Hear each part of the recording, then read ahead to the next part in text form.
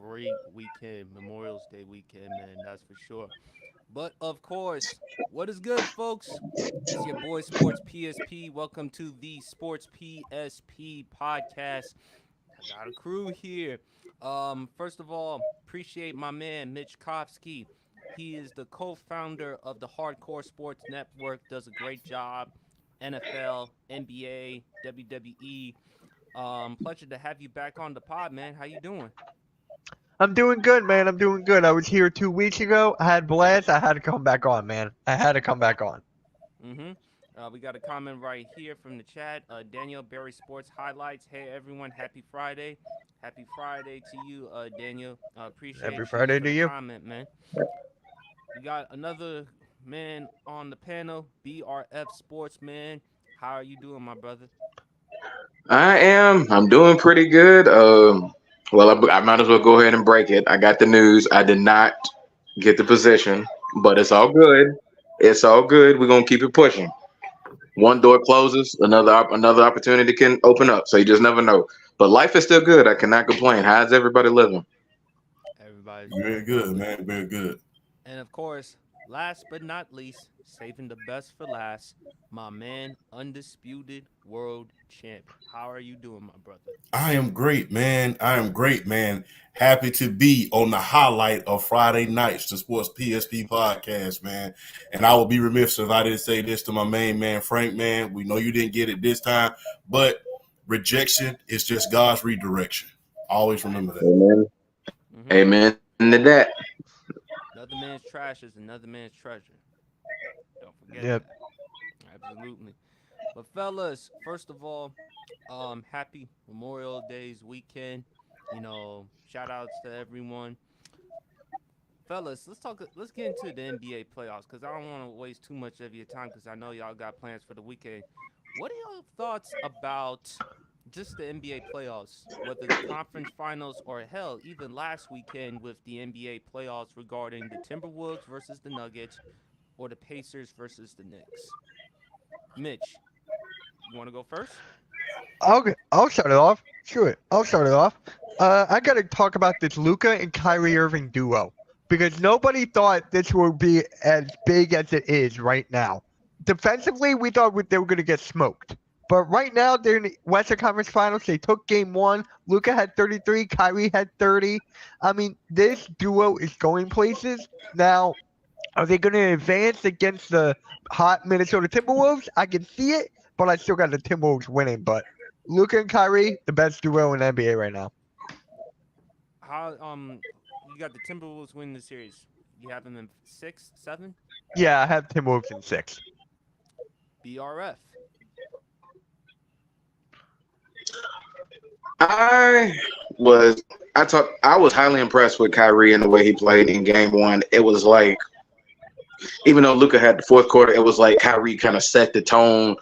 The like those first 3 quarters. I mean, this is probably like, is it safe to say this is the best like playoff Kyrie we've seen since Cleveland? Safe to say. Mm.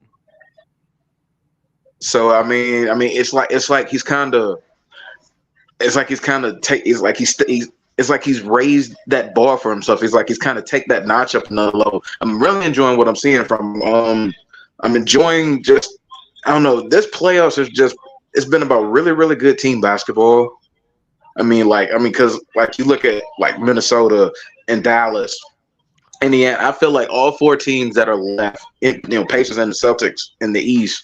I feel like all four teams that are left have just taken the concept of team basketball and they've just been able to execute it. And that's even with them having all of them, it's safe to say, kind of safe to say they have like a face of their franchise. Minnesota's got and Dallas has Luka, Indiana has Tyrese Halliburton, Boston has Jason Tatum. They all have that one standout face of the franchise, but it's like they've taken the concept of team basketball and they've just been executing, whether it's stepping up defense timely when they need to or being able to put points up on the board when they need to. It's like they understand when that moment comes, whether they need to step it up offensively or defensively. These are the 4 that have just been doing it the most consistent. And I mean, we've kind of, I think at this point, these are the 4 teams that deserve to be there. My thing is just Boston's just. I think Boston's just too much for Indiana. I could really see a sweep with this series. I really could. If Indiana's going to get one, it's gonna be Game 3. They have to get Game 3 for any type of momentum. If they don't get Game 3, Boston's just. I think Boston's just gonna sweep them. It's just to save a little face and get a little momentum. If Indiana doesn't get Game 3, I think that series is like. I don't think it goes back to Boston. I just think Boston's kind of like in their own little realm right now, and just kind of they're executing, and like Indiana's they gotta get Game 3. They have to get Game 3. They have to. So Minnesota and Dallas, like I said, I'm still leaning Minnesota in 6, but the fan in me just wants to see that game. I want to see it go 7. Just the basketball fan in me, I want to see it go 7. Just and Luka, Kyrie, Cat, just the potential offensive firepower that's there. I want to see that series go 7. That's just the fan in me. I'm gonna be greedy, but I don't care. I want to see that series go 7.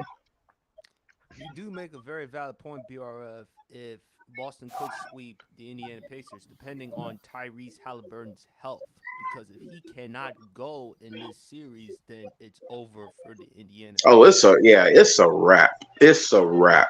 Tyrese Halliburton, at least from the Pacers standpoint, gives you that floor general who can at least give you that offensive firepower to perhaps compete the way they did with the Pacers in Game 1. If you don't have him, it's a wrap.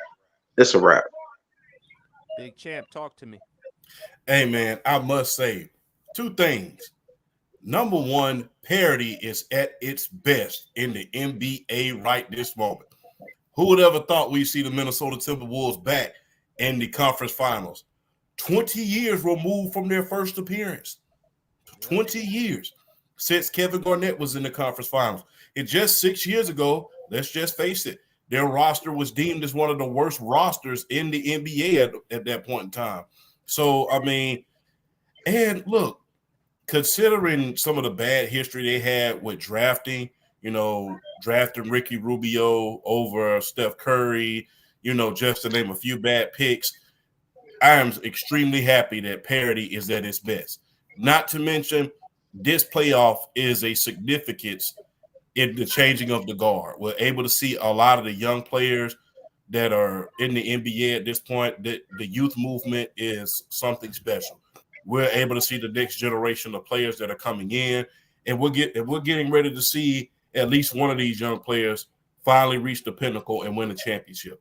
Hopefully, it's my guy Anthony Edwards from UGA. Hey, man, I'm gonna root for him the entire time. And man, it's just been something special.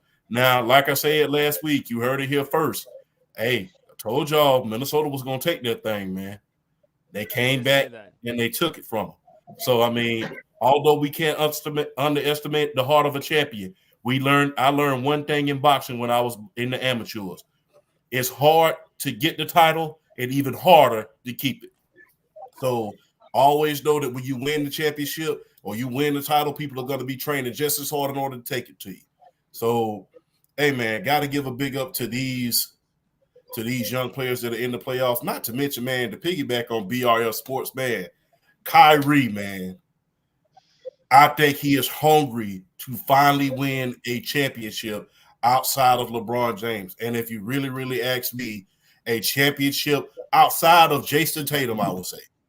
Outside of Jason Tatum, because I believe that, we'll see Halliburton down the line in the championship game.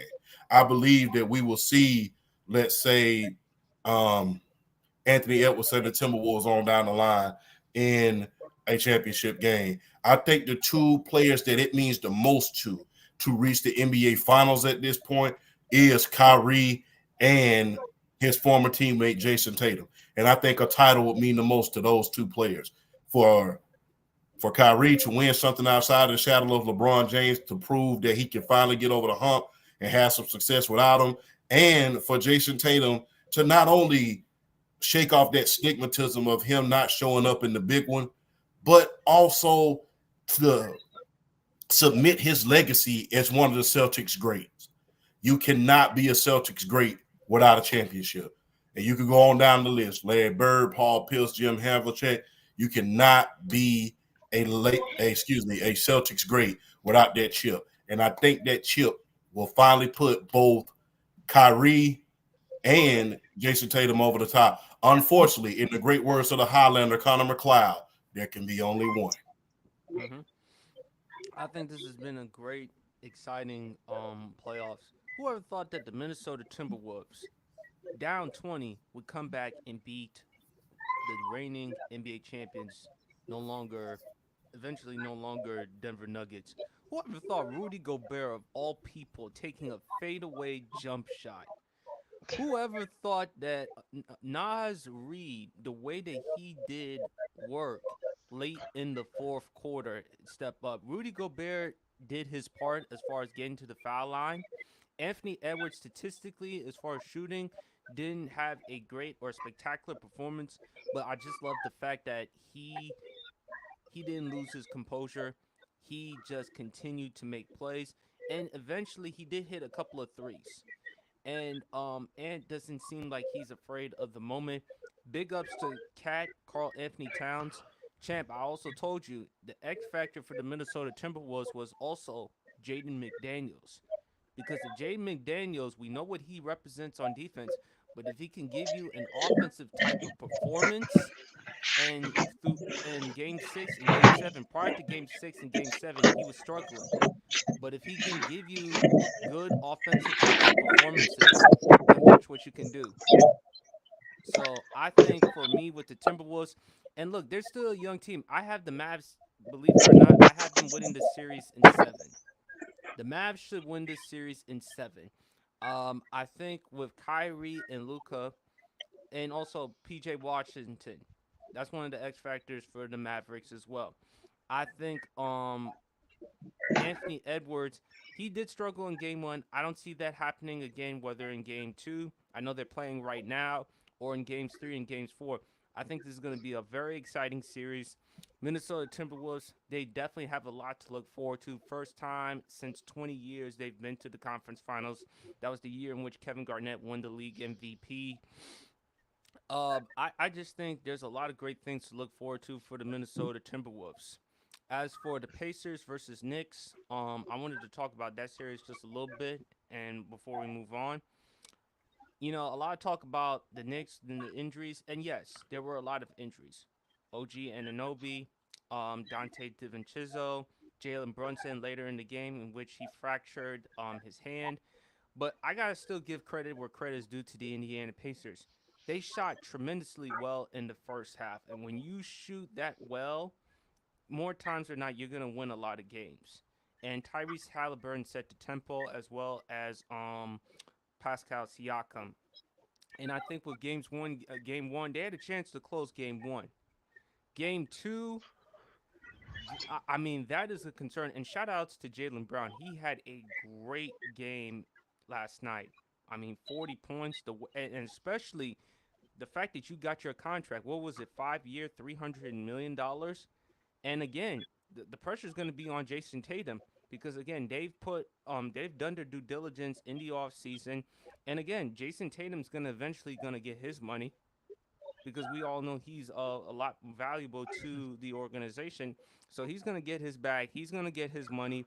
It's going to be great to see with the Boston Celtics. The Boston Celtics, they have the best chance now to win an NBA championship given the roster as presently constructed and that the Nuggets are no longer there anymore. This is their best type of chance to win an NBA Finals. Yeah. Um, anyone wants to continue with the NBA playoffs? Y'all want to, Yeah, I Mitch? just got one thing. One thing. I want to pick off what Champ was saying, just about all these young guys. You got Tatum, Luca, Edwards, Brown, etc. The new era is coming. The new era is coming in basketball. Like the Kevin Durant, LeBron James, Steph Curry, Klay Thompsons. That's going away. We're in the new era now of all these young guys, a well team built. Like we're not seeing these super teams anymore. So we're in a new era of the young guys leading, having a well-supported cast around them, and it's leading to success. We're seeing it right in front of our eyes. We're witnessing history right now. Champ, do you want to respond? Yes, I will be remiss if I didn't. Hey, to piggyback on what he said, on what my main man Mitch would say, hey, life is good. And not only that, I have to say this. The era of the super team is over at this point in time. The era of these guys or these franchises just putting together teams and expecting to win just because of the personnel is over. You have to have team chemistry. Let me say that again for all of the people in the back rows. You have to have team chemistry. And I don't think people are talking about this enough. Just 6 years ago, we was talking about small ball being the future. Now we back to having dominant centers in the league. People ain't even talking about that. Before, during the Golden State Warriors era, the last, I think, since Shaq, no big man had won the MVP. Now in the last 4 years, we've had a big man win the MVP each and every year.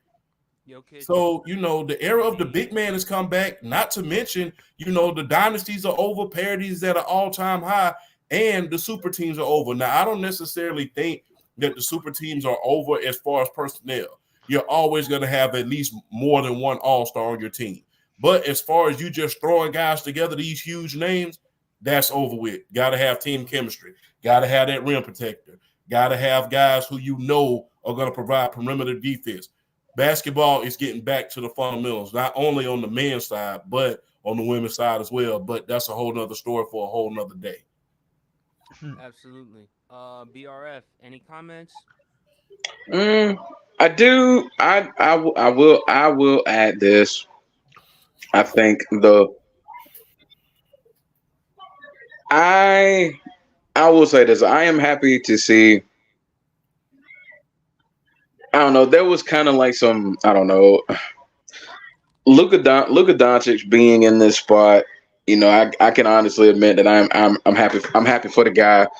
I mean, yeah, he's touted as one of the new, the new faces of the league. But I think at one point there was because like Dallas, like they were good, but they weren't like great, and there, some rumblings of like, Willie, is he going to be wanting to stay? Is he going to want to go? There was some rumblings at one point, and then just Mark Cuban and that front office just kind of taking heed and like, okay, we need to if we truly want this franchise to get back to where they were like 2011, winning the chip and everything, we got to build around this man. We know he's generational. We know he's a generational player. We got to build around him. We got to build the right pieces around him if we want him to truly take this next step and become the player we all feel that he can be. And this team that's currently constructed, like with Daniel Gafford and going out and acquiring a PJ Washington, bringing in Luka. When I first heard that they were acquiring Kyrie Irving, I kind of thought about it. I'm like, okay, is it gonna be enough balls to go around? Is Kyrie gonna come in with the understanding that Luka's the one? You might be 1A, 1B, but Luka's the one. Luka's the face. I mean, you gonna have your moments every now and then, but Luka's one. You're behind him, and it's just like this new kind of, I don't know. It's like this veteran leadership that's like really showing out of Kyrie Irving. I think is really the main thing that's taking this Mavericks team to where it is, because it's like they believe in it's like they believe in each other, and it's good and I'm enjoying the type of basketball that they've been playing. Because for a while I was I always doubted the defense, and particularly with Luka. But it's like they've really kind of turned the corner defensively with this team, and just their execution, and then just like everybody buying in. And I am really enjoying what the Dallas Mavericks are doing. And honestly, if they were to win the title this year, I would not be upset. And this is me being a Hawks fan, having to hear, well, you had Luka, why did you go get traded? Nah, I ain't got time for that. I'm happy for Luka, and I want to see this man. I want to see him succeed. I'm not these type of fans that just talk just to talk. I'm happy for Luka, and I want to see him thrive, and I want to see him succeed. And I'm just happy with what I'm seeing from this Dallas Mavericks team. And if they just knocked Minnesota out and made it to the finals, I would not be shocked, because I feel like right now they're operating they're operating at another tier right now. And seeing them in Minnesota, just like I said, I said this series is going to feed families, and I stand by that. This is going to be an awesome series. I think so. And before I give my opinion, I want to give a good shout out to El Capitan Rafusho. Salute everyone. Ralph in the building. Appreciate you for commenting. I just think also too, let's give a lot of love to Jason Kidd as a head coach. Jason Kidd has done a tremendous job since he stepped in, and we all know if there's one thing Jason Kidd is familiar of, is defense. And he's done a good job helping out the defensive side of the Dallas Mavericks. And I think he's a good enough coach to be in the NBA. I think he's the type of guy that can help out with Luka. As with Kyrie, I thought he was going to go to the Lakers because him going and pairing with LeBron, and plus, champ, you would know this as well. Kyrie grew up idolizing the late great Kobe Bean Bryant. I thought that would be enough of a reason for Kyrie to go to LA. And of course, because LA, the market, and everything else that LA has to represent. But he don't mind living in Dallas, Texas. State with no income taxes. You play with one of the best guards in the NBA, and Luka Doncic, who's always going to be in the discussion for the MVP. He is 25 years old. Luka Doncic is 25 years old, and he's still putting up these types of great performances. We know what he's done in the playoffs. We know what he's going to do in the regular season. I think Kyrie Irving understands. Look, in order for me, I gotta sit back. I gotta let this boy shine. In Luka, I'm sorry, not boy, man. Kyrie's still gonna be a bad dude. Kyrie's still gonna give you capable performances, and we saw what he did in the playoffs, particularly the finals in 2016. People keep talking about LeBron with the block, and of course, LeBron James was outstanding in that finals in 2016. But let's not forget Kyrie Irving too did his damage in Game Five. Remember when he dropped 41 points as well, or when he hit that step back shot in Game Seven against the Golden State Warriors. His performance was as imperative as well. So I think with the Dallas Mavericks, I have the Mavs in seven because I think of the playoff experience. Kyrie, okay, who do you trust? Do you trust Luca or Kyrie? Either one, they're gonna make a play. I think with Anthony Edwards, and I love Anthony Edwards, champ, because I know you don't like using the term but he does have that dog in him. He does have that personality. But the beauty of it, he's only 22, and he's only gonna get even better, and he's gonna be one of the faces in the NBA. Not just because of the Kobe MJ comparisons, which I don't like because I feel like don't do it to the young man, but I think he has so much tremendous potential and talent, and I think he's only gonna get even better as his career goes on. So, fellas, what are y'all thoughts about the NBA? Did y'all hear the news about the NBA, TNT losing the rights to the NBA and now Yes. moving it to NBC or Amazon? Whoever wants to go first on the subject. I would love to go first because people are complaining about them moving back to NBC. Keyword I said, moving back to NBC. It's kind of like moving back to your old neighborhood. You know everybody there. You know it's proven there. You know you got a lot of good people around you.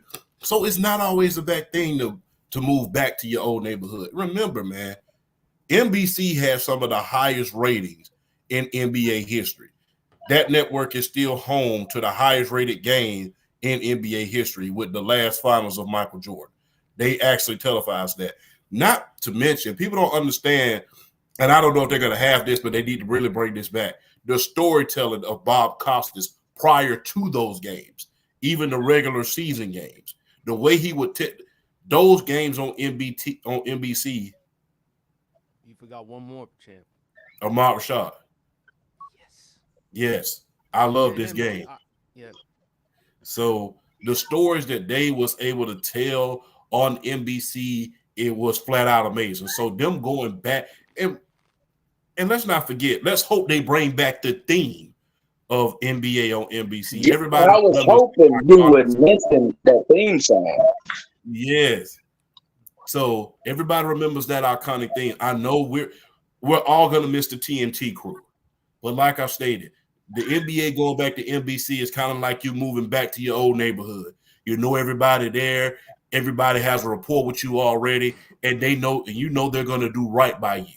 So them going back to there is a great thing for the NBA. And not only that, if they do it the correct way, I can see NBC going back to the popularity that they had even back in the 90s. Because the thing is, the NBA on NBC was iconic. You knew it was coming. It was that theme that they had was so iconic. The great Nelly from St. Louis made a song with that beat. So I mean, I think it's going to be a good thing. Unfortunately, we're not going to get the Inside NBA cast back. Unfortunately, there has been many rumors about Charles Barkley potentially putting it on his own network and him hosting it, whether it be in a podcast or another network at a certain point. But I know we're all going to miss that. But give it a chance. The NBC, the NBA on NBC is proven. Now I don't know what it's going to do on Amazon, but I think Amazon has done a hell of a job on Prime with the televising of the NFL. They've done a hell of a job with the NFL. So I mean, if they do anything like they do, yeah. If they do anything like they do when they broadcast the NFL, it should prove to be something. But the NBA on NBC, I think that's proven, and I think it's going to be great. I think it's going to be large. It's going to be interesting to see what new analysts and what new personalities get opportunities. Because when you switch networks, there's always going to be that new analyst. Remember, you had to change another guard from Ahmad Rashad and company to TNT, and it going to Ernie and guys like that. We saw Craig Seager. We saw a lot of iconic guys when it changed over. So let's give it a chance, man. It's proven where it's going. It's proven. It's proven to work on NBC. And my thing is, man, and not only that, man, NBC has put out a lot of great things. If you think about the new Fresh Prince series, if you think about, the WWE Network and the collaborations with them and a lot of the documentaries that they hold, not to mention tomorrow is Backlash. Who's hosting that? Who's in charge of the Peacock Network? NBC. So, man, look, it's proven to work. The formula has proven to work. They've worked with everyone from the NFL to the WWE to anybody that you can name, including the Masters. So the NBA on NBC is proven. Only thing that I ask is of the younger generation, because my generation, we know it's proven. Only thing I ask that the younger generation do, give it a chance so you can see what we saw. Hopefully they can deliver. Mitch, I'm going to let you go. What's your thoughts? We were talking about this on my podcast called the Pick and Roll Podcast. We were talking about the inside the NBA, just the impact that they have. That the impact with Shaq, Barkley, all of them, the whole gang. They brought players on like Draymond Green, Chris Paul. They brought female basketball players on. It was a great show of them talking shop, just like us right now, just shooting the shit, just doing their thing. Now we get to see it on NBC. It's a different dynamic and a different way of doing things. I'm excited for this. I'm really excited because when Ahmad Rashad started, I was kind of young, so I didn't really know what it was all about. But now that I'm like older, almost hit 30, I can understand what they're talking about now. And with that being said, I'm looking forward to it. BRF. I gotta say, the inside the NBA crew, I think, is arguably the most iconic crew of analysts in the history of TV sports. I mean, you got Shaq, you got Barkley, you got Kenny the Jet Smith, and then Ernie Johnson, who does not get enough praise for as good as he is as a journalist, as a commentator. There is nothing that man cannot do. We got to give Ernie Johnson his flowers because that man has been doing it for so long. He is still amazing at what he does. We got to give Ernie Johnson his flowers. I'll go in leading with that. I thought about it a little bit. I was upset at first, and then I thought about it. I was like, as long as we get that theme song back, and as long as they do right with the production with the NBA on NBC, which I feel like they're going to do, because I feel like I really feel the NBA obviously, I mean, the NBC has obviously been wanting this for a while to be able to kind of shoot their shot and be able to land this deal. So the NBC's obviously been wanting this for a while.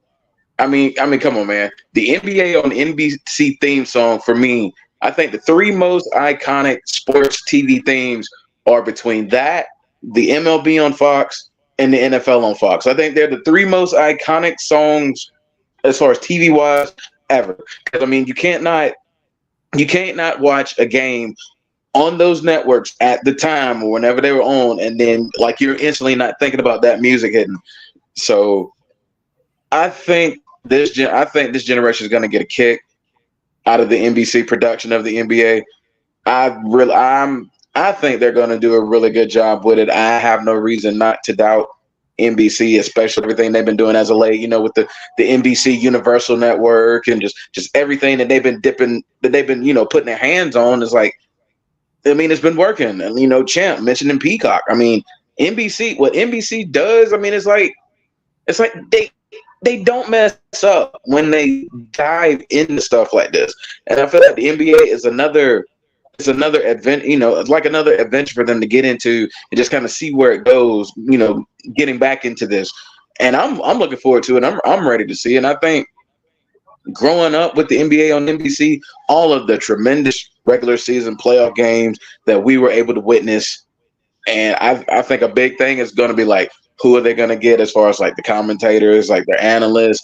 I think now knowing that the deal is in place, I want to see who they go to. I want to see who they lean on for the commentary and the analysts and all that stuff. So I think there's going to be a really important factor in this, but I have no reason to doubt NBC.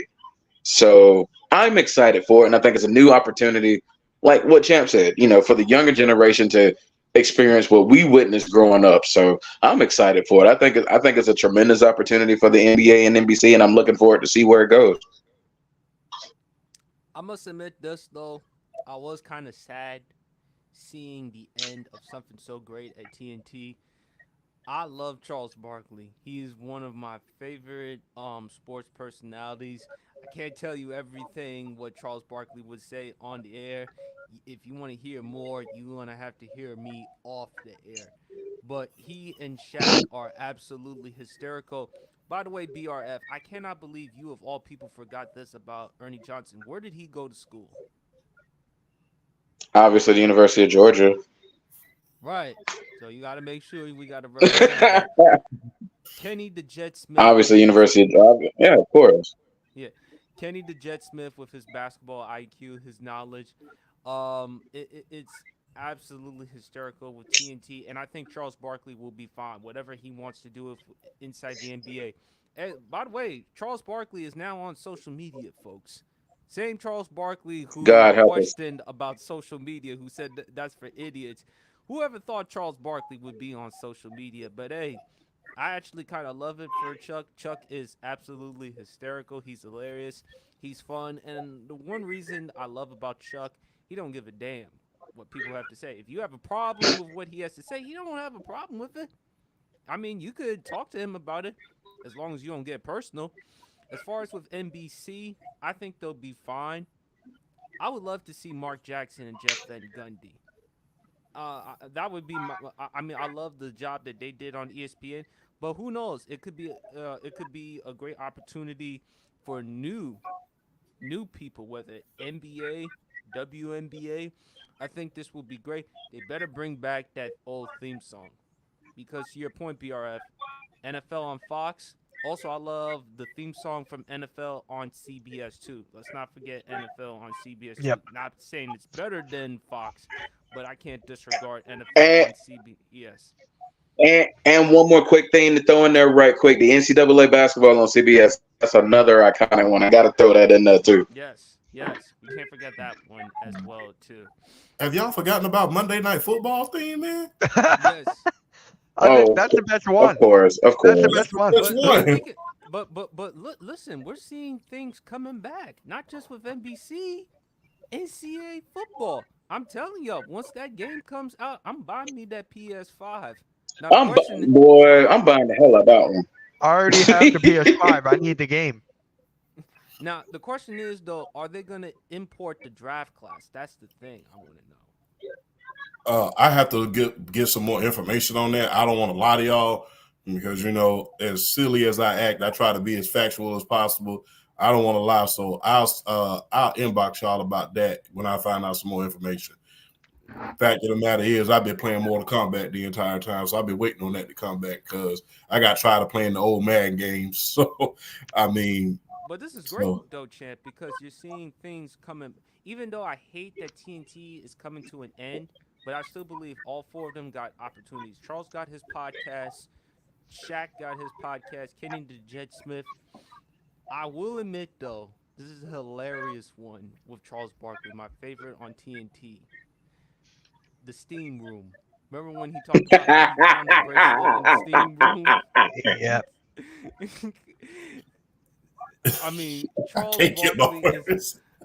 he's hilarious. I can't deny Chuck, man. He is the most hysterical dude in sports media, man. There's him, Shannon Sharp, Stephen A. Smith, but Charles Barkley, man, he is so hysterical. He's so funny, man. I think it's gonna be great. I think they're gonna be fine. Ernie's gonna be fine. NBC, they're gonna be fine, man. But I can't wait, and I can't wait for that NCAA football game, man.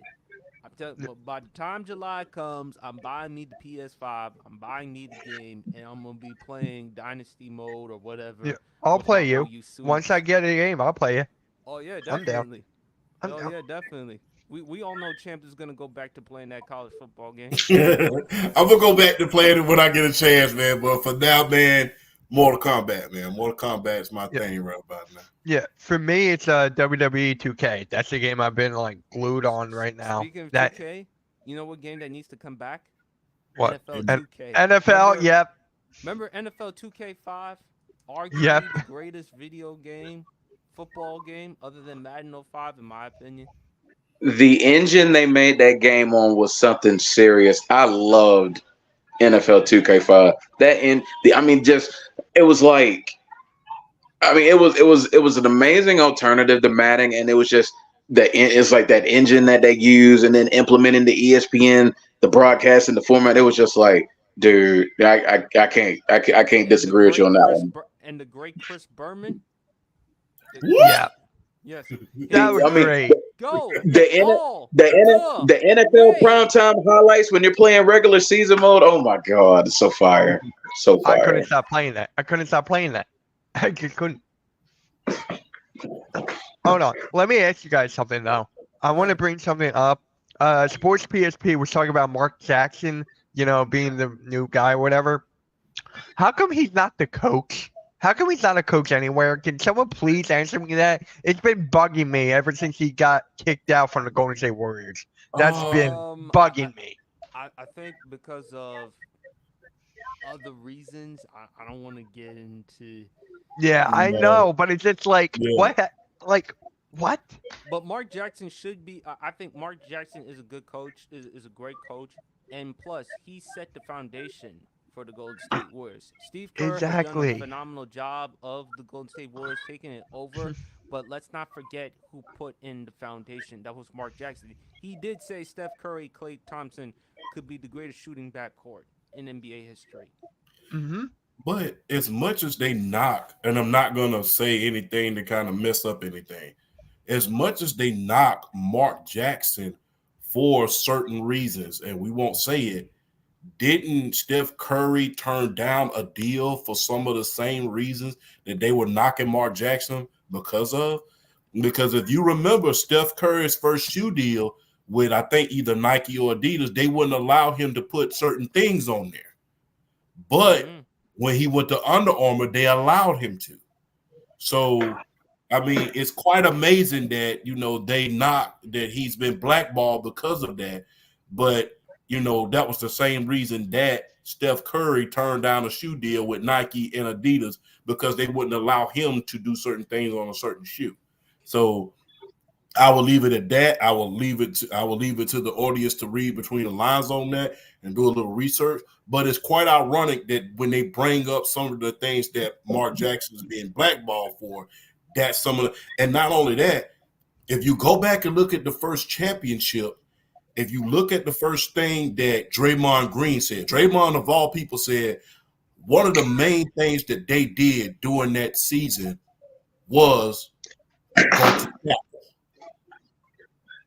If you go back and look at this piece, that's the first thing, one of the first things Draymond Green said. One of the main things that we incorporated was going to chapel.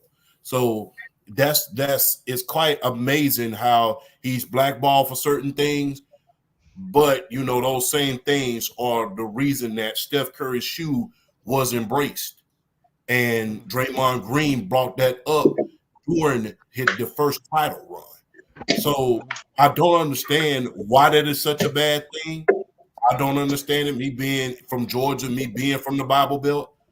But the thing is, if that's the main thing you're blackballing him for, then you kind of need to rethink yourself, because the thing is, he's a hell of a coach. Not to mention this right here. You have to think this. You have to think about this. Where did Mark Jackson get that from? If you really think about it, the Golden State Warriors during their dynasty years was nothing but the Indiana Pacers of the 90s 2.0. Because if you look at that offense, it's the same thing. If you go back and look at Reggie Miller, Mark Jackson, yeah, and the Davis brothers, the Duncan Dutchman and Rick Schmitz. If you Jalen look at Rose, that Reggie team, Miller. yes, if you look at that team in the 90s with Reggie Miller, that was a jump shooting team. They played good defense in the middle with the Davis brothers, and they had the one guy in the middle in Rick Smith, and for the Golden State Warriors it was Andrew Bogut. So if you look at that team, it's pretty much the same team, but the Golden State Warriors elevated it. Mm-hmm. Mm-hmm. So my thing is, if you really look at that, Mark Jackson got the blueprint from his playing days in Indiana under Larry Brown.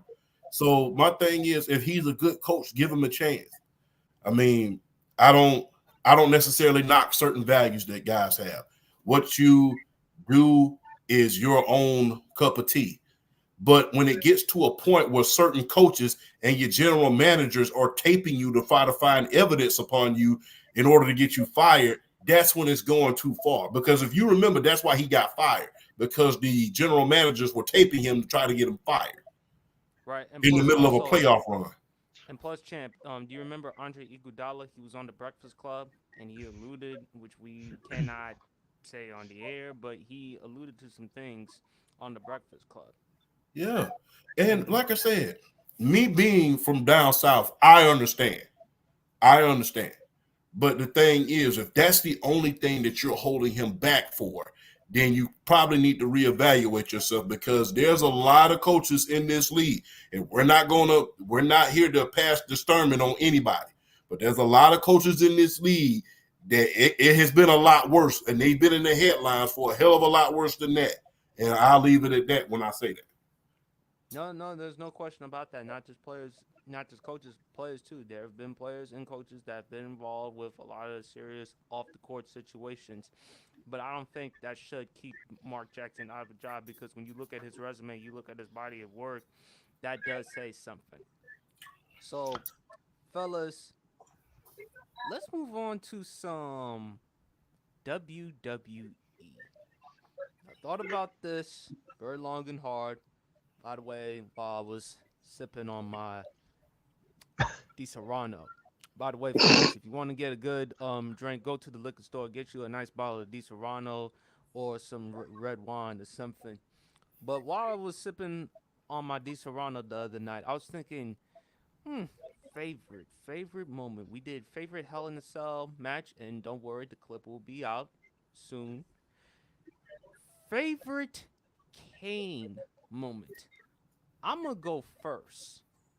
The rivalry between him and Shane McMahon. That was some intense stuff. Do you remember Survivor Series champ? The ambulance match between him and Ugh. them. Do you also remember Monday Night Raw when Shane McMahon was supposed to face Eric Bischoff, and then Kane, this was without the mask, he installed jumper cables. I can't give out exactly where he put them, but he electrocuted Shane McMahon. The same, and to which Jim Ross. And by the way, folks, shout outs to Jim Ross, greatest commentator in wrestling. Also, oh, you dude. Champ, you talk about Triple H. how much of a heel that Jim Ross aspires. Let's not forget 2003 Kane. Let's not forget that. This is the after all, Kane set Jim Ross on fire. Yeah, I remember that. And That let's not was forget, intense. yeah, that was pretty intense. And when you look at Kane during that time, also let's not forget Kane. Remember Bad Blood, champ? The Hell in the Cell match between Triple H and Shawn Michaels. Do you remember what he did the following night on Monday Night Raw and what he did to Shawn Michaels? Yeah, yeah, ooh, yeah. It was supposed to be the end of a rivalry, and come to find out, it was the beginning of a lot of other things. Not to mention, man, don't. Hey, I love my main man Goldberg from UGA, man, played for my Atlanta Falcons. But I will never forget this. Triple H owes that H title to Kane because he choke slammed the crap out of Bill Goldberg at Armageddon in 2003. I mean, that was, you heard it throughout the arena. And it's just like, it was, I mean, it was so, Kane was so bad during that time. To your point, remember, they had to have cops come out there with him and unchain him. He Yeah. tombstone pile driver Linda McMahon. Yeah. It was crazy, man. That was an intense, man. That was intense. But hey, man, I gotta. Can I go real quick? PSP. Go ahead. I already To gave my me, opinion. honestly, man, Kane was at his most invincible. People talk about Kane being invincible, but he was the biggest monster when the whole arena would turn red when he came out, and it would stay red during the match. I remember in 1997, he was flat out flattening everybody. I remember he flattened Ahmed Johnson. He flattened the Rock and Roll Express. I mean, he was just running through guys. I mean, and in the only two times where the lights would come on was between him and Vader, which was another monstrous character, and him. And it didn't even come on when he faced Mankind at the Survivor Series in 1997, which is known for the Montreal Screwjob, but that match was pretty good as well, but I digress. Kane was at his most invincible in 97 when the whole arena that was a mystique like that we will probably never see again. The whole arena would be dark red when he would wrestle his whole match. And, and Paul Bearer did a hell of a job with Kane, man. And Kane he talked for Kane much like he did with The Undertaker at the beginning of his career. And when Paul Bearer said, "You are my personal instrument of destruction," Kane was just that, man. He was running through guys. I mean, it did some of them. I never forget something that Jerry the King Lawler said. He said Kane is the kind of guy that'll show you a hammer lock using a real hammer. Remember what he did to Vader's face with that wrench? So remember when he came through the stands and choke slammed the fan? That was intense. I mean, but the whole arena being red when Kane would wrestle his entire match, that was genius. And that was the most invincible Kane that you ever want to see.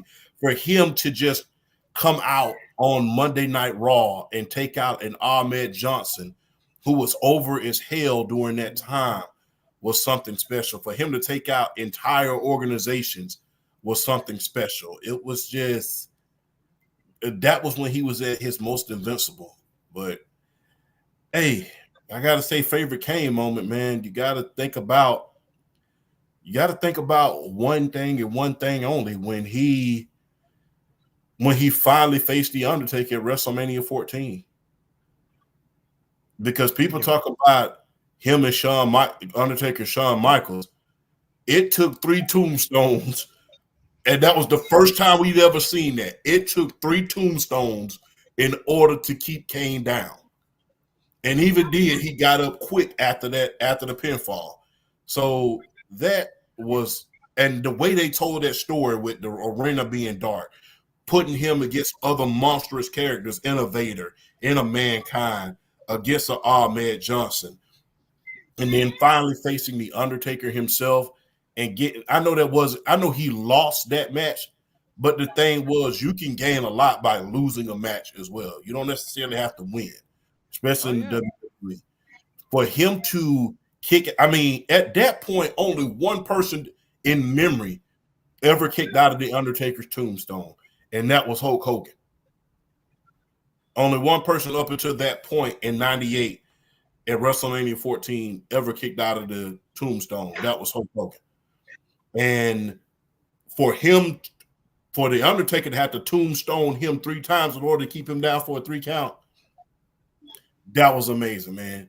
And the agility of Kane being an invincible monster for years. He wasn't just a flash in the pan.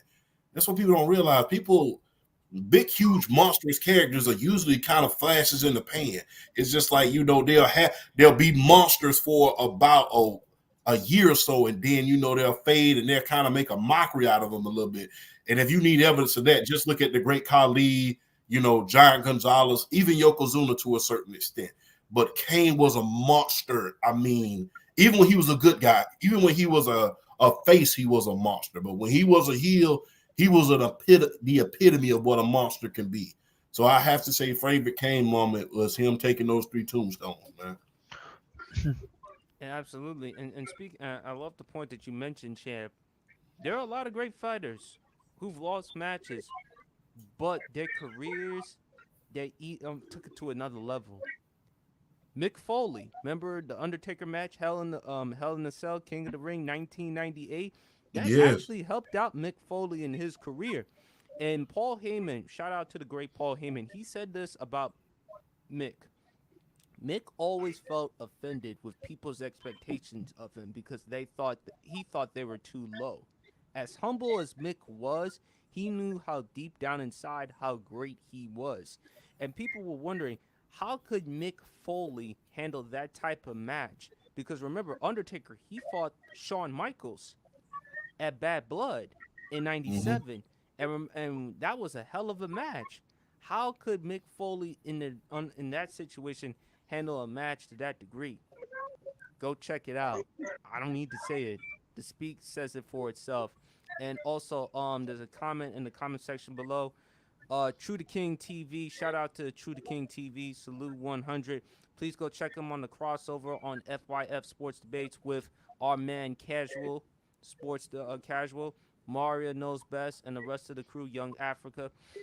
Mitch, what is your favorite Kane moment? So I'm gonna go a different route. Everyone's talking about like his mysterious, like he can't be anybody up there. Do you guys remember the tag team he was with Daniel Bryan? The Team Hell No, and the Yes movement, the hugs, the backstage segment with the therapist. I mean, Yeah. just the comedy side, the comedic side of Kane. That's what got me the most because we didn't get to see that side for decades, and then now we finally saw it, and they knocked it out of the park. That tag team, you thought it would never work, but it worked. Like I got to go with that since I go a little bit outside the box. Hmm. That was great, man. I didn't never even think about that. That was Right? intriguing because Yeah. anyone has this perception of Kane as this Mitch cooked monster. with that one. Yeah. BRF. Well, for starters, Kane is my favorite big man of all time. He's my favorite big man of all time. 2000 to 2004, Kane needs to be studied. No way in hell somebody should be that size, be able to move the way he did. And it's like, the days, it was like wrestling being built on like the larger than life figures with with the built physiques and all that stuff. And then you see this big 7 foot, 320 pound dude chiseled out of freaking rock being able to jump off the top rope and move the way he does is like 2000 to 2004 Kane, I'm sorry, needs to be studied because it's not fair for somebody to be the way he was and just being as, I don't know, he was a spectacle and he was a spectacle in his own right just because of not just the matches he would put on but the moments he would create, just the destruction he would cause. It was some of my favorite moments was Kane literally destroying 7-8 people at a time. I mean, the return, the one return, like when I think he what was it? Yeah, he came back when like the Radicals at first turned heel and joined up with Triple H and all them. And that first return where Paul Bearer came back in the red suit and he brought him out and Kane just choke slamming everyone. I mean, just awesome. For me, it's hard to single out a Kane moment because he's got so many good ones for me. If I had to single out one Kane moment.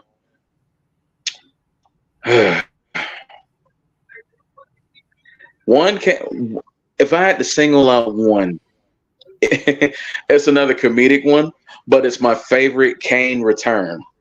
I believe it was 2003 when the Un-Americans was a thing. It was Lance Storm, Christian, and Test, and it was like they had been teasing the Kane return for a long, long time, and I guess the night it came. And they were about to Tess was about to burn the American flag in the ring. So they played the last little return promo to kind of think and, to kind of tease it. And then Tess had the blowtorch. He's about to set the sucker on fire to the point where Jerry the King Lawler's like, oh no, I can't let this happen. I'm about to go and do something. And then the pyro hits and he comes out, blows the roof off the joint. And just and it was like just 3 minutes of just pure Kane chaos. The chair shot he took from Christian in the back, and he took it, he shrugged it off, and he turned around and looked at him. Christian wanted to crap his pants. Like just straight up. He probably wanted to piss himself at that moment. Like I swear to God, he hit him so hard. And then one-handed choke slam to him. Beats the crap out of Lance Storm. And then he grabs Tess with the JR, choke slam him to hell, okay? Choke slam him to hell. Oh my gosh. And then because like he was and then the cherry on top, because he was saving Booker T and Goldust. And that big 320-pound sumbitch had to go hit a spinneroonie. I swear to God, it's one of the funniest things I've ever seen in my life. And he nailed it too, which made it so perfect. That is like easily my favorite Kane return of all time.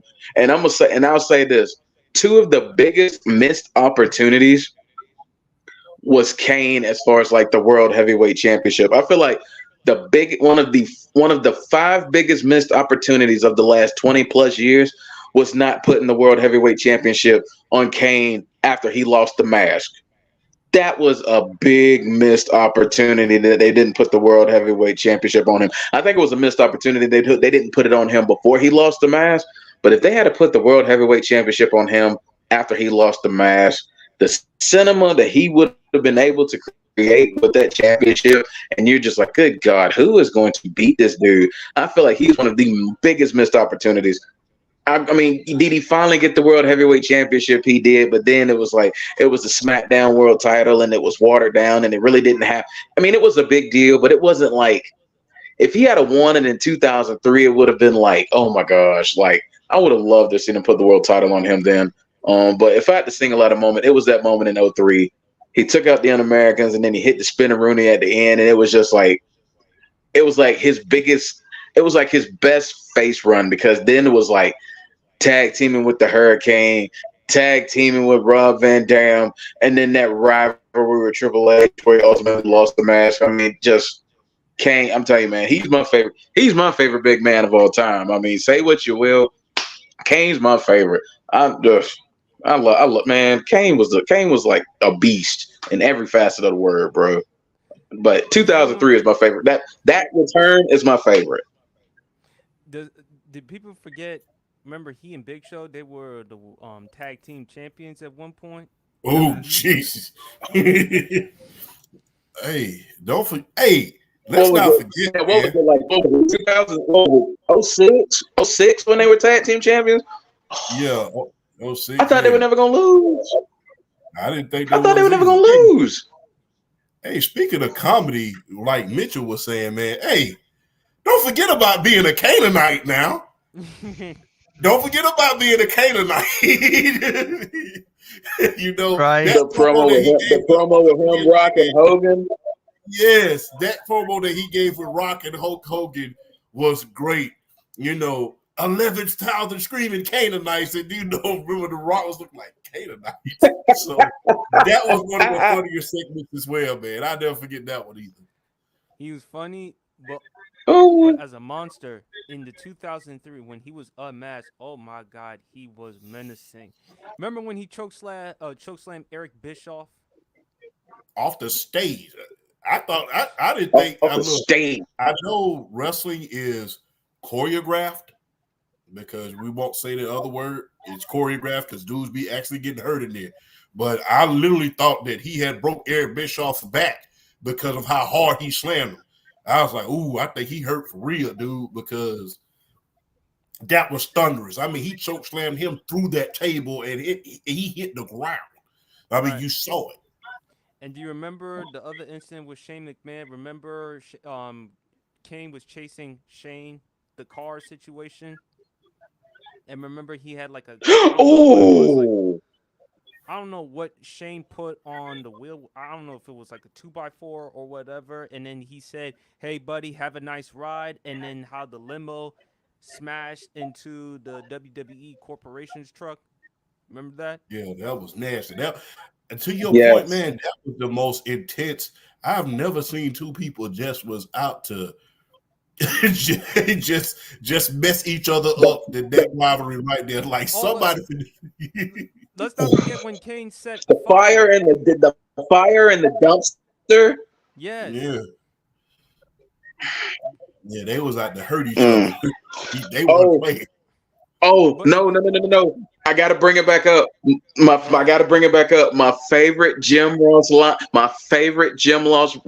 of all time. We talked about this before. Kane was about to fight Eric Bischoff, and Jim Ross. It was like one of the lines of the year. I hope Kane whoops Eric Bischoff ass. I hope he choke slams into hell. And then when he walks out the arena, I hope he gets hit by a bus. Oh, do Jim you Ross remember? couldn't oh. stand Do you Eric remember Bischoff. Jim Ross's comments to RVD? Remember when RVD came to the defense of Shane McMahon? He said, "Eat some steel, Kane. You no good, dirty bastard." You know, you Bro, remember? He said it. Jim Ross said it. I can't breathe. I can't breathe. But hey, Oh, listen, Lord. Kane's heel in 2003. That was huge, man. Also, Mitch, to your point with the Daniel Bryan, that was hysterical with he and Daniel Bryan with the Yes Man. That Yeah. that was hysterical. And also, folks, for next week on the Sports PSP Pod, I don't know if I'm gonna bring this up, but we may do favorite favorite either Randy Orton or Mick Foley moment or anyone else that you could possibly think Ooh, of. So stay tuned for That'd the be Sports great. PSP ooh. podcast next week or so. Fellas, let's talk about some music. Favorite Busta Rhymes track. I'll go first. Do you really want to party with me? Let me see is what you got for me. Put all your hands where my eyes can see. Straight buck wildin' in the place to be. Place That was one B. of the hit songs from Busta Rhymes from his sophomore album When Disaster Strikes. That's a hell of an album. Also, the third album, I can't remember the name of the album. Champ will probably tell me, but that track with him and Janet Jackson, what's it gonna be? Those That Yes. are was my ELE. I think that was Extinction Level Event. I think. yes, Yes. 1998. Yeah. 1998. Essential levels of event. That track with him and Janet Jackson, and then of course, don't this shit make my people want to jump, jump. Don't this shit make my people want to jump, jump. Pastor Courvoisier song. So Busta, love his tracks, love his energy. Just love his rhymes, especially the way he rhymes that fast. There's him. Shout out to Chi Town's Twister. He could also rap fast as well. But Busta Rhymes, when it comes to tracks, put your hands where my eyes can see. What's it gonna be with Janet Jackson? Pastor Cavassier. Give me some more. Make it clap. Touch it. And then also his debut album, The Coming. And also, let's not forget the late great Craig Mack. Remember the remix of Flavor in Your Ear? That Yes. verse? Oh, his verse was so fire. That was His a verse, good verse, and it was a his verse comedic was verse so as well. fire. That was His verse was so fire. Oh my gosh. Who wants to go? Who wants to go? Oh, I'll start it. I'll start it. I'll start it. I'll start it. I'll go. I'll go. Oh, gosh. Surprisingly enough, my favorite Busta album is Genesis. He has some good Okay. tracks on the Genesis. He has some good tracks on the Genesis album.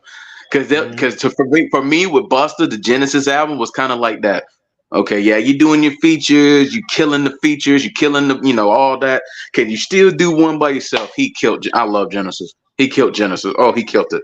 Um, my, I got a lot of favorites. I mean, there's Dangerous.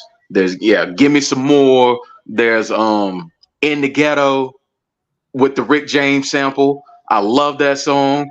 Um, but my favorite Busta track is the one with Linkin Park. We Made It. That's my favorite. That's my favorite Busta track. It's like the tempo, the beat, and then the late great Chester, God rest his soul. His voice could make any song sound like 10 times better. And his voice with Busta was it was just like the perfect contrast. And that song was just so. Oh, I love that. I love that song. That's my all-time favorite Busta track. But I could probably have about, good lord, a good 15 to 20. But if I had to have to pick one, yeah, we made it with Linkin Park. That's my favorite Busta track. Mitch?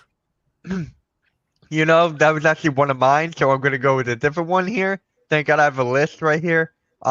Make It Clap it's from Ain't Safe No More. That's one of them. I also gotta go with Holla Man from The Wasp in 2001. I think that's Mmm. up there as well. And last one, I'll Hurt You, the Kill Steals Volume 1 2006. Mm-hmm. Yep, those are my Hmm. Um. top three. Mm-hmm. I love the one. Oh, I forgot one last song. I may still. I am fun. Thunder. Remember the track with him and Mariah Carey? Baby, if you Yes. give it Yes, to me, Yeah. I'll give it to you as long as you want. boy, they still rock that on the radio. That's a good Oh, they Yeah. song. do. I Yes. was listening to Hot 97 the other day, and they were playing that track. Big Champ. Hey man, look here. A certain beat that he made, another person, but that we covered last week, another big time artist. You know, everybody remembers Boss's Life, but you know what? I remember Everybody Rise. Huh. I never forget, man. We used to go to the gym back in the day, back during my amateur days, and we used to cut that on while we was doing jump rope. Everybody rise! And if you ask me, that was one of his hidden gem songs. If you really cut that on now, everybody want to talk about being a boss's life with Snoop Dogg and Akon. But I remember it for being Busta Rhymes song. Rise was one hell of a song, man. It got you rowdy, man. And I understand, man, that we're not talking about features, but the thing he did with Annie Up, that was, great. And you know what? I don't want to bring this up, but I have to. But I never forget the Hail Mary remix with him and Eminem and everybody was going at Ja. Now I like Ja, but that was evidence of everybody to on Busta Rhymes, like, don't test my skills. Like, and if you ever notice, nobody before nor since he made that song ever tried Busta Rhymes as far as battle rapping on the mic. because that was a feature, and everybody said, you know what? Whatever chance that Ja had is over when Busta had joined that beat. Because when he came out, I think about the game is what it's like, and what would it be without you? Without you. Hey, true story. I was in the car with my sister. Shout out to Ace. I was in the car with my sister, and we was driving in that raggedy 95 Toyota that my mom had gave us. We was driving in that, and we was listening to that. And we looked at each other. We was like, well, that be pretty much over. We know who won that one. And when he did that on that track on the Hail Mary remix, it was over. I mean, and like I said, that was Busta saying, look, don't try me on this mic. I make a lot of fun songs. I make stuff to make you bop. I make stuff to make you laugh. But when it comes to my mic skills, do not try me. And that was never any more evidence than that right there. That was a very good song. Man, let's not forget, man, the song, people don't understand Busta, what it is right now with Khalees, hell of a song. Me and my father, shout out to my father, Father's Day is coming soon. Shout out to my father, me and him used to love that song. And this was around the time when Busta cut his dreads off in that video. So, man, Hail Mary remix, Everybody Rise, Annie Up remix, and those particular songs, man, those were great. And people don't talk about. Remember the Look at Me Now song? Yes, I was just about to get to that, man. And you just returning the favor, PSP. Sometimes I steal your thunder. Now you stealing mine.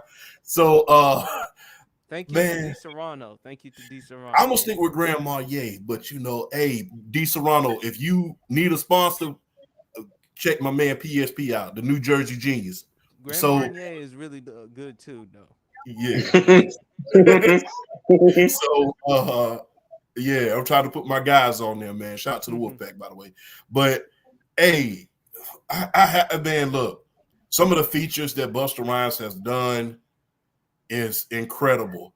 I never forget when he got on the Speeding remix. Just like the Autobahn is just God in the speed limit. Hey, fast life, we getting fast money, fast food, fast cars. I mean, Busta is one of the most underrated artists of our time. All these great albums. I mean, I don't think that Busta has ever put out a bad album. And we've seen some of the all-time greats put out a bad album.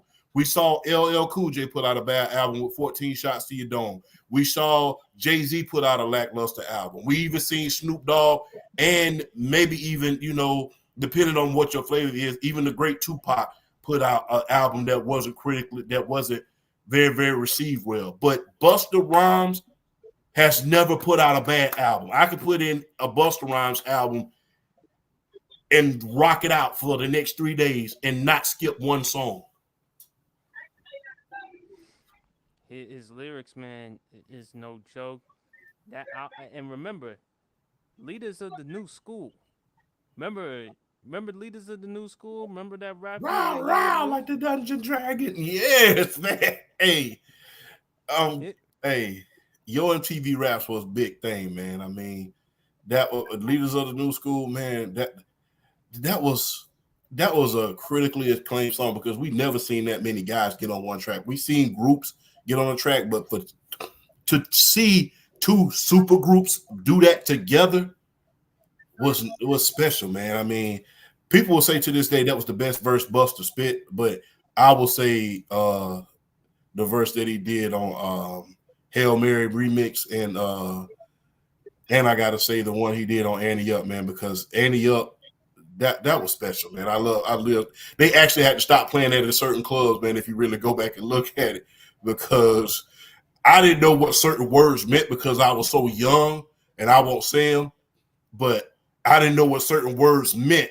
And when I found out what they meant, you start figuring out that stuff was literally happening at the club.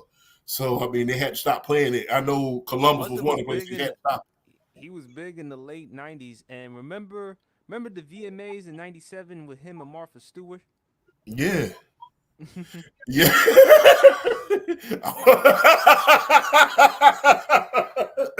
You know what? Considering what we was talking about before we went on the air, I got you there. But man, that was Chris Rock. Chris Rock always create the iconic moment on the VMAs or the award show. That was special. But that was. But man, look, man, Busta Rhymes, man. Hey, PSP, man, hell of a job on this, man. Hey, in the great words of the great Jay-Z, you a fool for this one. But hey, Busta Rhymes, one of the most underrated artists in history, especially when you consider the competition that he had to go against. DMX, you had to go against, Jay-Z, Ja Rule, 50 Cent during his time when he was one of the most hottest artists during that time. He was outselling some of those guys. Kanye West, Nelly, not to mention, you're not only going up against the guys that are mainstream, you go against the guys on the underground as well. So, for him to be not considered one of the greatest of all time when it comes to his mic skills is a travesty. And I think people need to look at Busta a little bit more and put him in certain conversations because he should be there. I love him and the hype man, Split Star. I mean, Split Star. They did some really good videos, man. Remember the Pastor Cavassier video when him, Puffy, Pharrell, remember Harlem Nights? Yeah. Yes, I remember that. That was something special. But Busta, man, You better watch out for that Bell Mountain. Yeah. Lord. Hey, listen, man. This is why we this is why the sports PSP, man. This is what we're gonna do. You did that on purpose, BRF. I'm gonna get you. No, He did it nah, bro. You did that on purpose. I did, my bro. I'm gonna get you. All right, fellas. Speaking of a guy who is funny, that also was in that music video with Busta Rhymes, Pastor Cavassier. Favorite Jamie Foxx moment.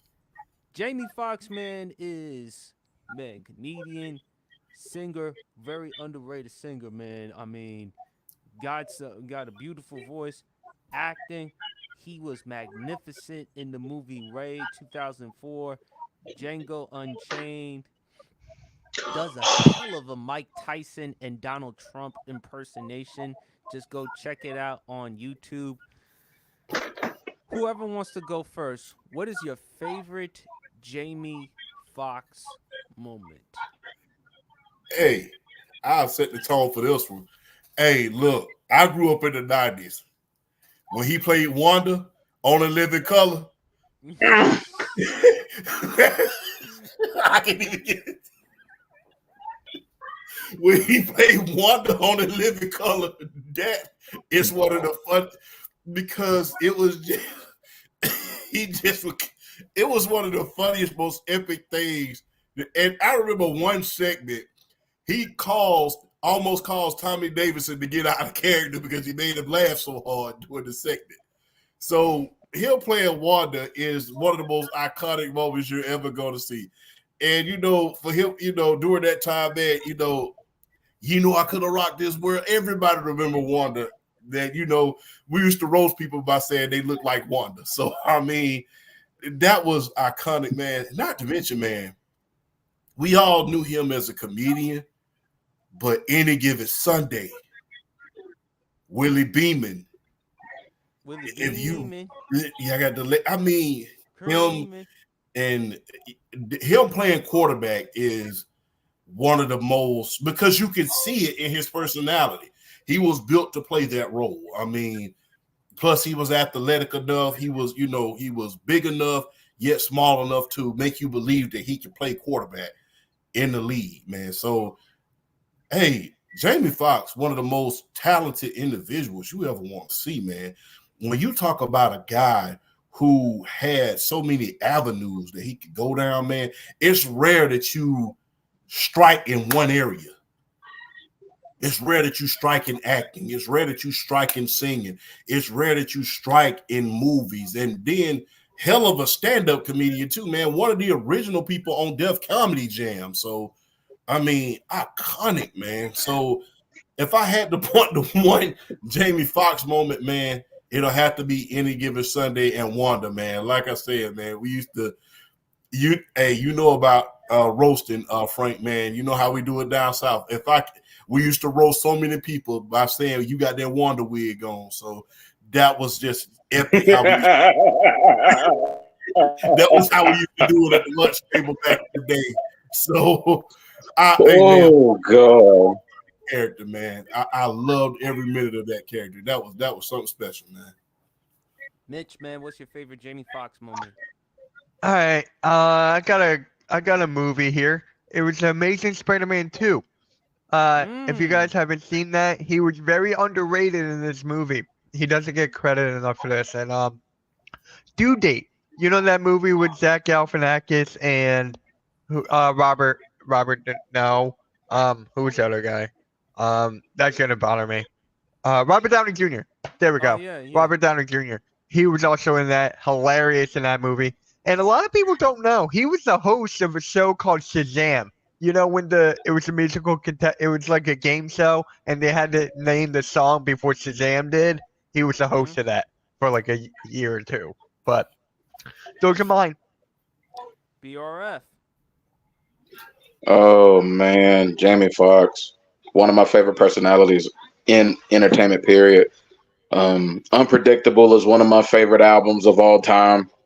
I love that album. God, I love that album. I mean, I could listen to that entire thing, no skips. That album was so good.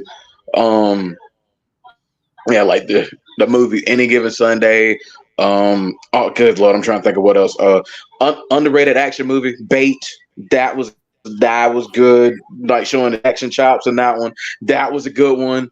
Gosh, what else? Oh gosh, one of my favorite comedies of all time, Booty Call. Y'all ain't finna sit here and say y'all ain't seen that one. I love that Booty Call. God, that movie was so. Oh, that movie was so good. That movie was so good. Oh my gosh. Oh Lord. But this is what I'll say. My favorite Jamie Foxx moment, I think it was the 04 ESPYs that he was the host. You stole my idea. It was the 04 ESPYs, and there was two particular moments for me. The one where he sang to Serena Williams, "I want to be your tennis ball."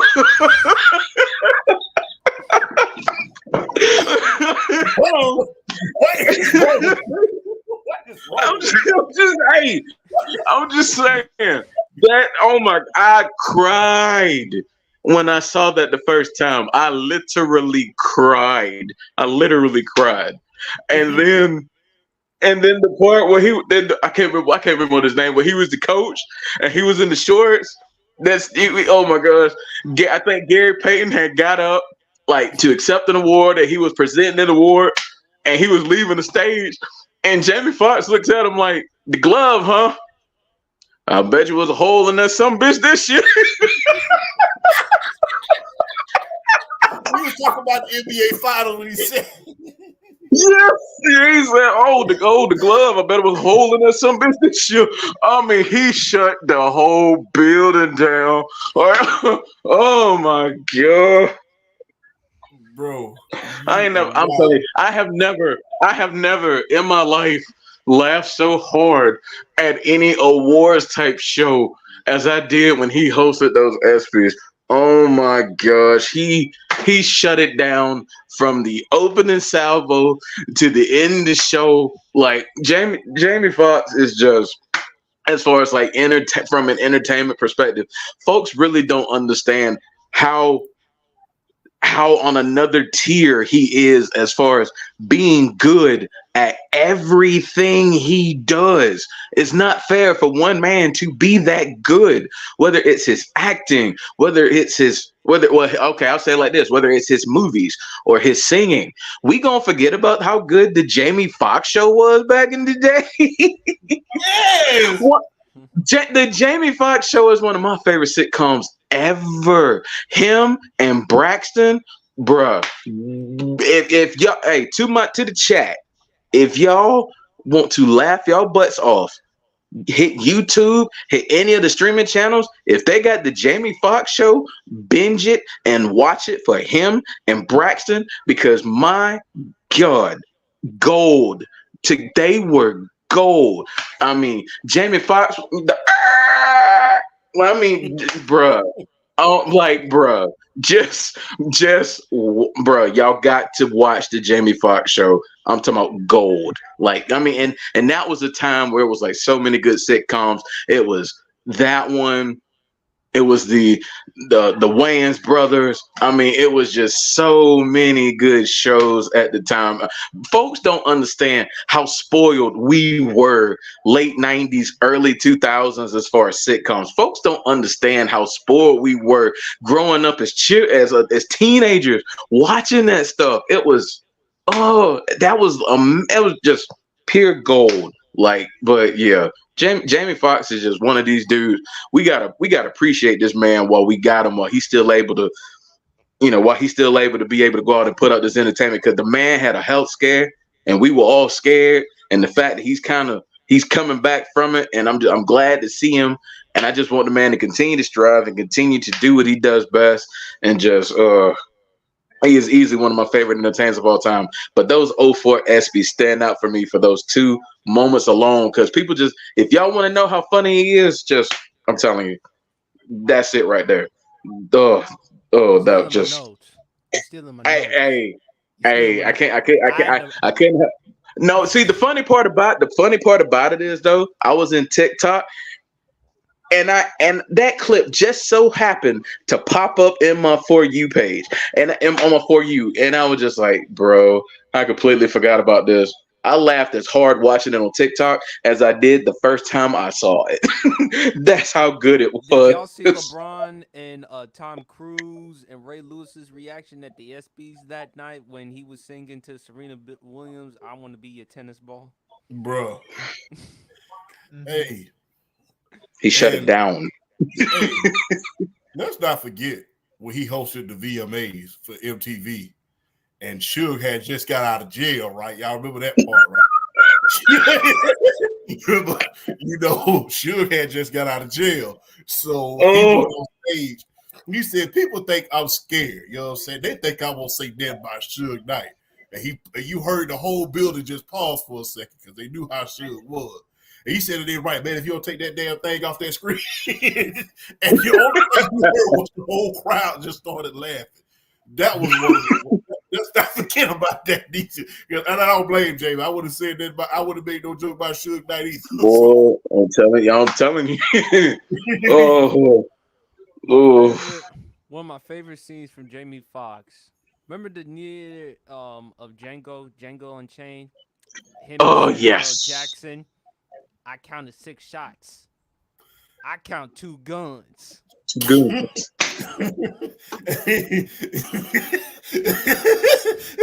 know exactly what I'm talking about. Y'all know the scene, and then he shoots Samuel Jackson's character in the knee on the knees, not once but twice. I'm sorry. That line and that line he dropped before he shot him the second time. Calvin Candy, what he said, like 9,999. Everything that came out of Calvin Candy's mouth, but he was right about one thing. I am that 1 in 10,000, and shot him in the other. And I'm like, that's hard. That's hard. God, that was hard. Oh my bro. God. Y'all are killing me tonight, bro. Y'all stole the fun. The other favorite moment from Jamie Foxx. Blame it on the alcohol. Anyone remember that track with him and T-Pain? Yep. Yeah. Oh. That's still a banger. That is still a banger. Mm-hmm. Yeah. Man, y'all are bringing back so many memories, man. It's kind of like nostalgia all over again. I'm reliving everything. Hey, man. PSP, by the way, man. the Jamie Foxx show. They have it on not only HBO Max, but they also have it on Netflix. Same thing with Martin. Hey, I'm telling you, chat, go stream it, binge it, enjoy yourself. hey man, never mind. But yeah. Oh, do you remember the episode on? I think it was season 4, Jamie Foxx show. They had Lawrence Taylor. They had Charles Woodson. Yeah, Juke of Jamie. Yeah. Hey, Boy, man, we getting the or conversation. the And, one episode where him and Braxton were doing the dance off, and Braxton dressed up in the Michael Jackson outfit. that was hilarious. Oh, oh hey, gosh. don't That forget about the impersonation of a certain singer that he did. We won't say his name. I'm not trying to get oh yeah PSP violated, but you remember he was saying, "Don't step on my big toe." I can't yeah. believe when I was walking and I did not see the I know singer you exactly referring to. Do you remember when he speaking of which, speaking of Busta Rhymes, remember how he impersonated Busta Rhymes? Yeah, that's a jingle. I'll write that later. But Oh man, no. He brought he's up the big toe. Oh God. I'm he's Mr. done. Versatile. I'm He's Mr. done. Versatile, man. Jamie I'm Jamie Foxx, done. man, is absolutely Oh, hysterical. And by the way, for more comedy, next week's show on the Sports PSP podcast, favorite Martin Lawrence moment. Oh, now it's getting thick. PSP trying to kill us. Oh, Listen, as oh. PSP gotta earn a living. Shit, I gotta make. Why do you think I'm getting 4.5 subscribers on YouTube? It ain't just me.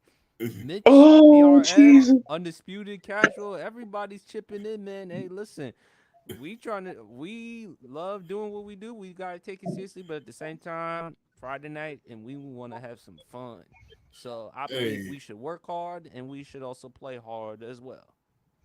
hey, man, PSP, man. First of all, man, congratulations on 4.5K. And hey, man, I get like I said it on my show last night. Thank you for putting me on. I can't thank you enough. So hey man, you're like a brother to me. You know that already, but and you know, hey, hey man, hell of a job on everything you're doing, man. Hey man, I know you're trying to save up for that new G wagon that just came out, and you're almost there. So I mean, so I also too, I want to make sure Mama PSP is taken care of.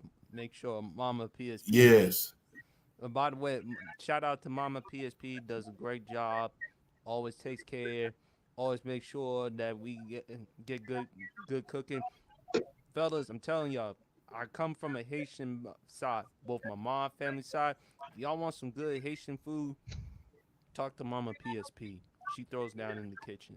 yeah, Telling y'all, yeah, if y'all want some good food, yeah. talk to Mama PSP.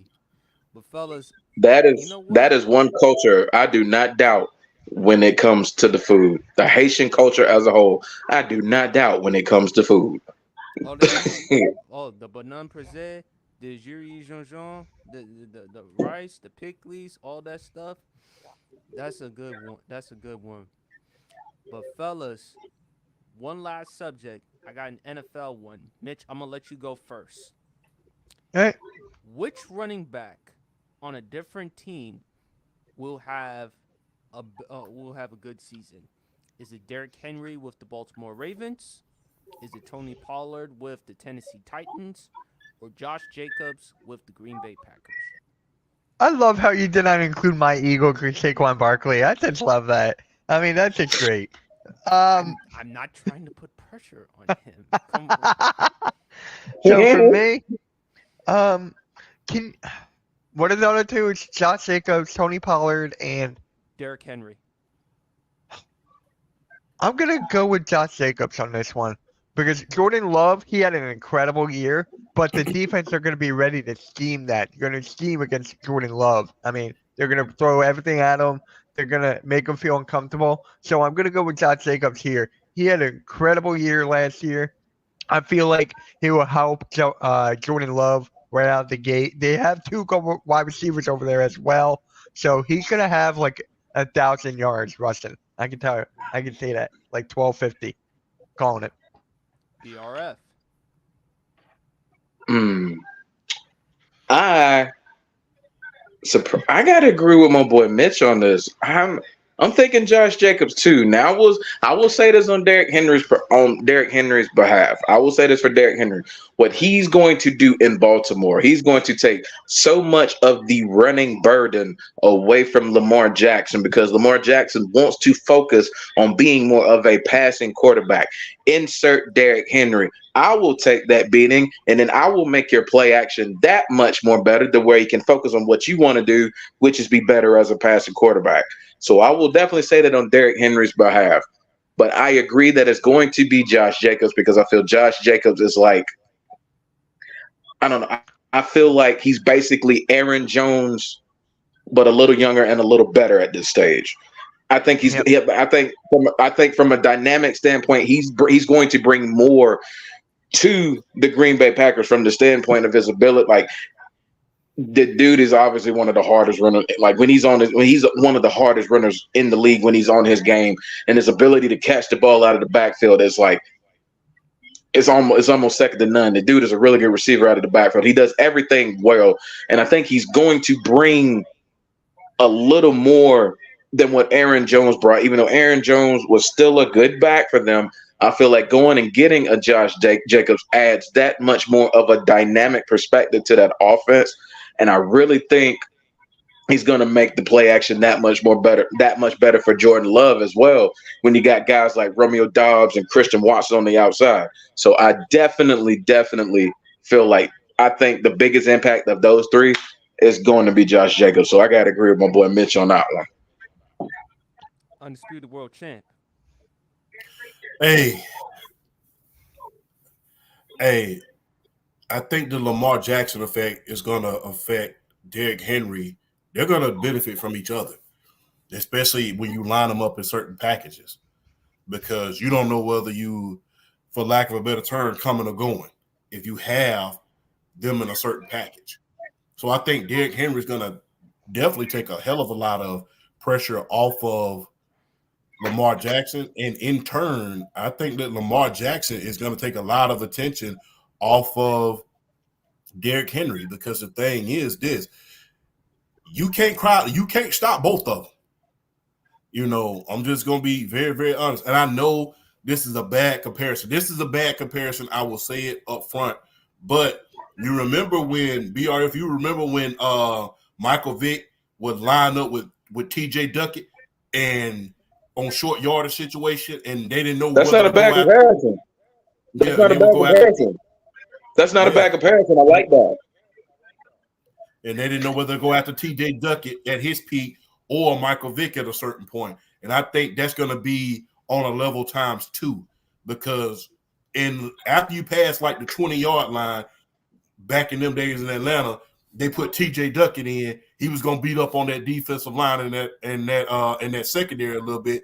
And then after that, Michael Vick is going to run it in for a touchdown. And I could see a lot of that happening at this point in time in Baltimore at this point. It's going to be the Lamar Jackson effect rather than the Michael Vick effect, but they're going to take a lot of pressure off of each other, and I will bet my money on that one at this point in time. I think Derrick Henry, even though he's 30 years old, he's still capable of giving you 1,000 yards. So let's not act like he's falling off a cliff. Lamar Jackson has also lost weight. He's down to like 205, probably 210 ish. So he wants to be faster. That could actually help out Baltimore because him and Derrick Henry. But I'm going to go with the safe conservative approach. I'm going to go with Josh Jacobs. And I actually have Jordan Love as a sleeper for the MVP in 2024 as well as CJ Stroud. But fellas, I got something. I know we already talked about this, but the Jamie Foxx moment, if y'all want to remember a good episode, remember the episode in which he Mm-mm. impersonated the singer D'Angelo from the song How Does It Feel? Oh hell no!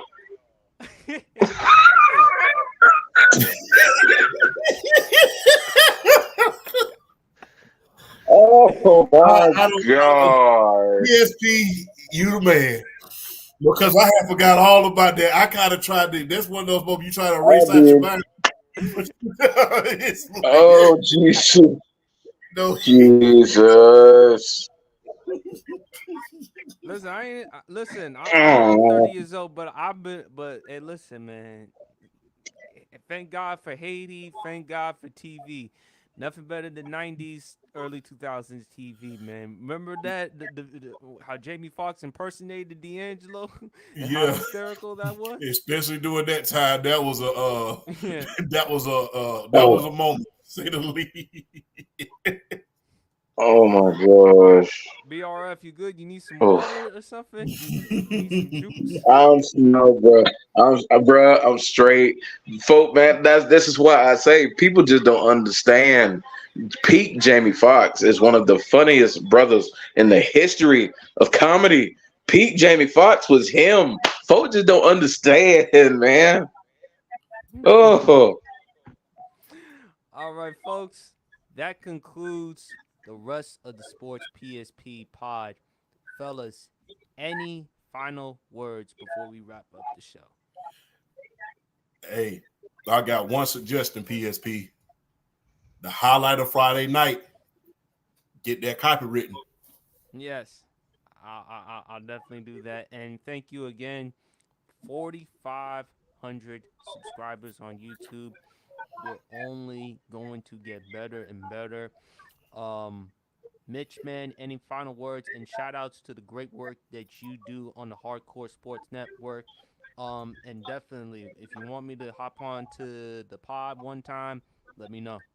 I got you, bro. I got you. Well, Minnesota's in the lead right now, 96-94 with less than 6 minutes left. Ooh.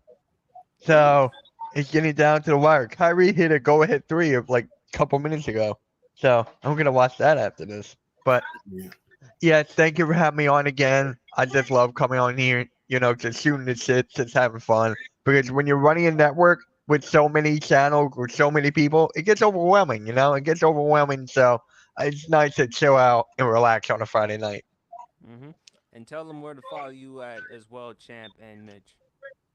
All right.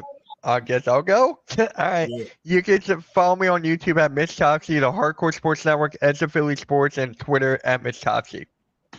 Easy said and done. Champ? Hey, Undisputed GOAT podcast just aired yesterday. Had a hell of a time with that last night. Hey, BRF was on there, had a lot of great discussions on there.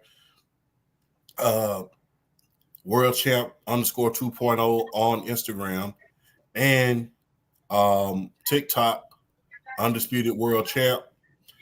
Hey, almost to 2 million likes at this point. Almost there. So, hey, continue to support the movement. Hey, like I said, man, like I stated earlier, PSP, always a privilege, a pleasure, and not only that, an honor to be on your show, bro. Keep up the good work, brother. Mm-hmm. Absolutely, will do. BRF, final words, and tell them where to follow you at, brother. absolutely, my brother. BRF Sports is the TikTok handle. Y'all go hit that like, subscribe. Some of the best sports content on TikTok. Linktree, Big Sugar 1122. Follow the IG, Drell 112285, Dre 2285 on the Twitter.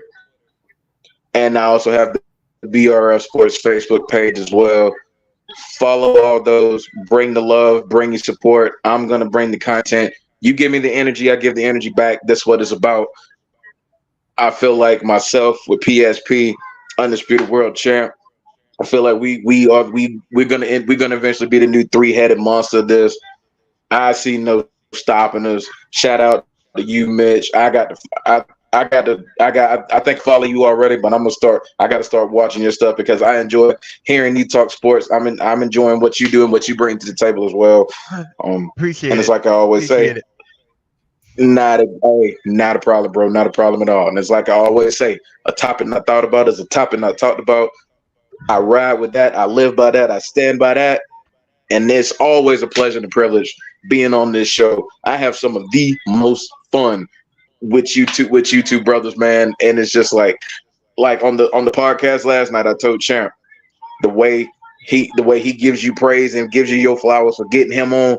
I do the same thing for Champ because Champ put me on as far as like more of being, more of a exposure standpoint and with the TikTok lives after the Sunday games and all that. And it's just been like, and it's like that next step.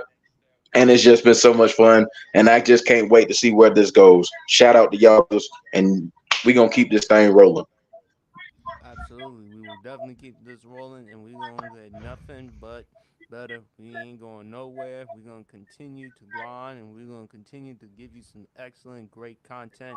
Shout outs to our boy Casual from Vanity Sports Debate. Shout out to Mario Knows Best. Shout out to our man Trent. Shout out to Brandon from the Blocks podcast. Go check him out every Monday nights as well. Go check out Harrison. Go check out Broad Sports. Go check out Roundup. Go check up Certified Chris. A lot of great content creators, a lot of great podcasters that definitely know their sports, that definitely provide content, and of course, Hot Take Kenny, as Champ always calls him. Hot Take Kenny. But anyway, y'all know where to follow me at Sports PSP. Please go like and subscribe to the YouTube channel, as well as my IG Sports PSP, as well as TikTok Sports PSP3. I already released the clip on Jim Ross. Shout out to BRF Sports. He's been doing it, and 10,000. There's been a couple of videos he's gotten me over 10,000. So I want to give a shout outs to BRF Sports. Mitch, you did a great job on your short on the rock with the heel. Great job Yeah. on you. Champ, I can't say anything more, man. You're like a big brother to me. Continue to do the great work. And also, shout outs to the greatest city in the world, Columbus, Georgia. If you can make it out of Columbus, Georgia, you can make it out anywhere. Anyway, enjoy the rest of your Memorial's Day weekend. Stay safe. Enjoy some good barbecues. Drink responsibly. Have a good time. Stay hydrated because I'm telling you, this weather hot, hot as hell. So stay hydrated. And you got something to say, champ? One thing, and this is not to be political or anything. Remember why we celebrate Memorial Day. It's not just for the Absolutely. parties. It's not just for the parties. I could say as a veteran myself, remember why we celebrate Memorial Day and who paved the way for us in order to be here to this day. So remember why we celebrate it. It's good to go out to the clubs. It's good to have a good time. It's good to be on the beach. It's good to celebrate. But also remember how we got here. Absolutely. Always remember that. Let's not forget that. And fellas, y'all stay safe. Y'all take it easy. Appreciate everyone who've done their part.